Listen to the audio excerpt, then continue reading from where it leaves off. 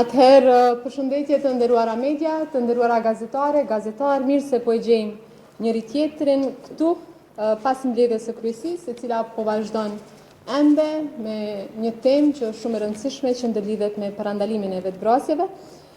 Megjithatë, për hir të konsideratës dhe respektit tuaj dhe për hir të asaj që keni edhe aktivitete tjera, dola pak më herët nga mbledhja e kryesisë.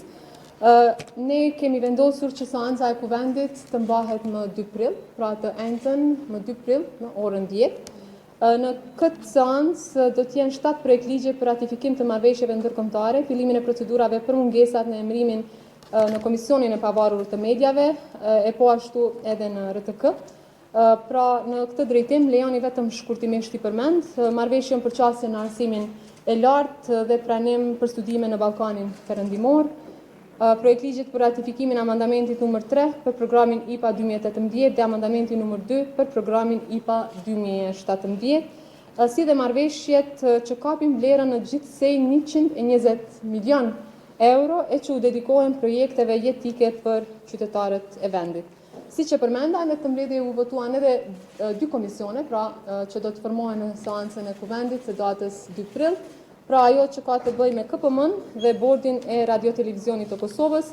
Në këtë drejtim më duhet të theksoj që për shkak të vonesave që kemi pas në konstituimin e kuvendit, tashmë janë edhe diku 33 pozita që duhet të plotësohen në të gjitha institucionet përkatësisht në 34 institucione të pavarura dhe në këtë drejtim ndërlidhen pra edhe KPM-ja, edhe RTK-ja, e sot do të merremi edhe me KPK-n, e nesër edhe me gjykatën kushtetuese, me KGK-n e kështu me radhë. Në raport me çështjen e ekspozitës, më lejoni që në emër të kryesisë së kuvendit të shprehim keqardhjen tonë për atë çfarë ka ndodhur.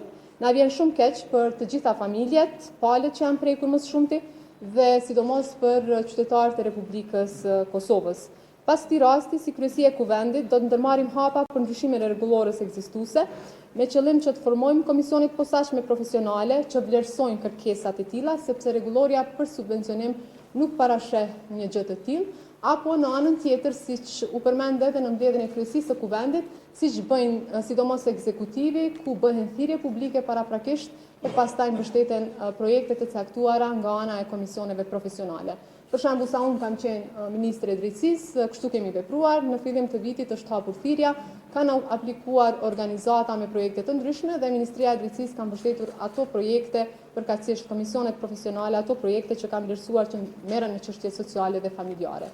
Pra edhe në mbledhjen e kryesisë së sotme u diskutua si një mundësi e tillë, por që pas ndryshimeve që do të bëhen në rregullorën ekzistuese.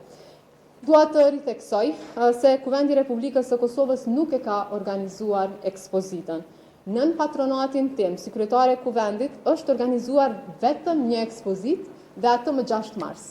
Pra në 6 mars, në 3 ditët e epopesë së ushtrisë lirimtare të Kosovës, si kryetare e kuvendit kam organizuar një ekspozitë së bashku me Institutin për Krimet e Luftës dhe atë ekspozitë e kemi bërë në hollin e Kuvendit të Republikës së Kosovës, disa prej mediave kanë qenë atë ditë. Dhe aty kemi ekspozuar fotografi të realizuara nga 2 fotograf shqiptar që ndërlidhen me krimet që kanë ndodhur në Prekaz dhe fotografi pra që janë për herë të parë kanë qenë publike. Pra pikrisht ata që sot linçojnë, ata që sot më akuzojnë, nuk ishin të pranishëm në këtë ekspozitë realizuar në Kuvendin e Republikës së Kosovës. Madje ka pasur edhe deputet kuvendit të cilët nuk kanë qenë pranishëm, ndonse thirrja është bërë për gjithë. Në ndërkohë, lidhur me ekspozitën Masakrat në Kosovë 1998, 1999, vendimi për mbështetjen financiare të kësaj ekspozite është marrë në kryesinë e kuvendit, përveç përfaqësuesve të listës serbe, të gjithë anëtarët tjerë kanë votuar në favor të këtij vendimi. Kryesia ka vepruar mbi bazën e informacionit paraqitur në atë kohë dhe siç e kemi thënë nuk ka pasur asnjë indikacion për pasaktësi. Njëkohësisht duhet theksuar se verifikimi të dhënave nuk bie në kompetenca të drejtpërdrejta të Kuvendit të Republikës së Kosovës, as kryesisë kuvendit. Pra duhet ta kemi të qartë që Kuvendi i Republikës së Kosovës në përputhje me mandatin e tij, mbështet iniciativa të shoqërisë civile, artistëve, të organizatave që trajtojnë çështje me interes publik, përfshirë edhe kujtesën kolektive dhe dokumentimin e luftës. Kjo mbështetje nuk nënkupton ndërhyrje në përmbajtje dhe as miratim të saj nuk ka mekanizma të tillë ligjor, përmbajtja mbetet përgjithësi e plotë e autorëve dhe organizatorëve. Sado që është provuar të hidhet faji të kuvendi, që ka bërë lëshime dhe ka qenë i pavëmendshëm, ju them që aktualisht kuvendi nuk ka mekanizma të tillë që bëjnë punën kërkimore, hetuese, verifikuese mbi projektet të cilat prezantohen nga organizatat apo nga qytetarët e vendit. Pra, dua të theksoj se trajtimi i skaluarës son i luftës dhe i viktimave kërkon seriozitet, kërkon përgjegjësi dhe mbi të gjitha kërkon unitet. Andaj në këtë drejtim, me qeverinë e kaluar, kemi ndërmarrë shumë veprime që adresojnë krimet e luftës, krimet kundër njerëzimit dhe gjenocidin që ka ndodhur në Kosovë. Në këtë drejtim, ne kemi themeluar Institutin për krimet e kryera gjatë luftës në Kosovë, atë që e përmenda, me cilin e kam organizuar edhe ekspozitën më datë 6 mars, pra për epopejën e UÇK-s, por ky institut është themeluar me qëllim që të kemi të dhëna të sakta, dokumentim të sakt luftës. Pra, instituti tashmë është duke e bërë punën e tij. Me sa kujtoj sot ka folur edhe kryeministri Kurti në raport me punën që ka bërë instituti, por unë ju inkurajoj që ta merrni edhe raportin e punës së institutit për të parë se çfarë ka bërë instituti deri më tani. E kuptojmë ndjeshmërinë që në qoftë se dokumentimi i krimeve të luftës ish bërë më një herë pas përfundimit të luftës, si me thënë 20 qershor të vitit 1999, gjithçka do të ishte sot më e lehtë. Por më shumë se 2 dekadat pas luftës, ne nuk kemi pas një institut që dokumenton dhe verifikon krimet e luftës në mënyrë që ne mos përballemi me problemet e tilla. Lufta jonë e fundit është një plagë e hapur që na dhem të gjithëve. Ne kemi familjar, kemi miq të afërm, qytetar e bashkombas të vrarë të zhdukur. Ne çdo vit i kujtojmë ata e ato, e na dhem edhe reagojmë dhe kjo është normale. Ende s'ka drejtësi për krimet e luftës, por ne kemi adresuar gjykimin mungesë, duke pasur parasysh që Serbia nuk i dorëzon kriminalët e luftës. Nuk i dorëzon as kriminalët që kanë kryer krime lufte, pra në kohë të luftës, e as terroristët që kanë kryer krime, i referohem krimit terrorist apo terrorizmit në Bajnsk, pra Serbia është bërë stre e kriminalëve të luftës edhe atyre terroristëve që kryejnë krime në kohë të paqes. Prandaj, siç e keni parë, asnjëherë më shumë akt akuza për krime luftës ka pas. E di që s'janë mjaftueshëm, e di që s'janë boll, por ne kemi shtuar kapacitetet në departamentin special, pra për krime lufte, kemi rritur numrin e policëve, kemi mundësuar, siç e thash, gjykimin në mungesë dhe kemi miratuar strategjinë për drejtsinë tranzicionale që adreson nevojat e viktimave. Pra, nëse flasim se çfarë kanë bërë qeverit prej pas luftës e pas shpalljes së pavarësisë, me përgjegjësi të plotë, ju them që asnjëherë nuk ka pasur përpjekje më serioze se sa prej 2021, kur edhe kemi filluar punën në këtë drejtim. Po ashtu në raport me padinë për gjenocid, por për shkak të ndjeshmërisë këtij rasti unë nuk mund të jap më shumë detaje sa i përket kësaj çështje. Unë sot lus që këtë dhimbje të madhe të vërtetës mos lejojmë të na prekin ata që në çdo dhimbje tonë provojnë të shënojnë pojena politik. Kuvendi nuk është autori i ekspozitës dhe gjitha subjektet politike në kryesi, po e theksoj, përveç listës serbe, e kanë votuar një kërkesë të tillë, që ka ardhur nga organizata Integra. Dhe për këtë do t'ju them edhe diçka pas diskutimeve që kemi pas në kryesi. E shtrohet pyetja kush nuk do ta mbështeste një kërkesë nëse ndërlidhet me masakrat në Kosovë në periudhën e luftës, pra 1998-1999. Pra atë se kanë mbështetur vetëm lista serbe në kryesinë e kuvendit, por gjithë ne të tjerët, edhe ju, po të ishit në një aktivitet, në një mbledhje, në kryesi apo kudo tjetër, do të bënit njësoj. Ritheksoj edhe një herë, na vjen shumë keq për atë çfarë ka ndodhur, edhe organizatorët kanë kërkuar falje dhe kanë shprehur keqardhje. Ne bëm atë që kemi ditur, atë që kemi mundur që ta adresojmë çështjen dhe po ashtu menjëherë do të ndërmerremi me ndryshimet në rregullorën për subvencionim në mënyrë që situatat të tilla të mos na ndodhin tutje. Në raport me çështjen e presidentit, më lejoni që t'i referohem edhe kësaj çështje sepse shumë sot pyetje ka marrë në kabinetin tim se kur do të thirret seanca. Në seancën e 5 marsit, unë kam thënë që seanca ndërpritet, por jo përmbyllet.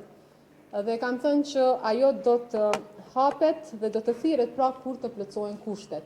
Unë pres që të ketë kërkesa, ftesa për takime nga kryetari i vetëvendosjes, kryeministri Albin Kurti për subjektet politike.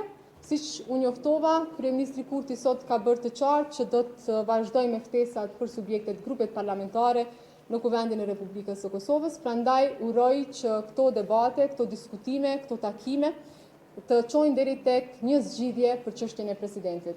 Është shumë e rëndësishme që vendit mos shkojë në zgjedhje të jashtëzakonshme, sepse kemi humbur shumë dhe kemi shumë punë për të bërë. Prandaj uroj që këto diskutime, këto takime të sjellin rezultate konkrete, por ftoj të gjitha palët që të jenë serioz në qëndrimet që i mbajnë në këto takime dhe në raport me situatën aktuale.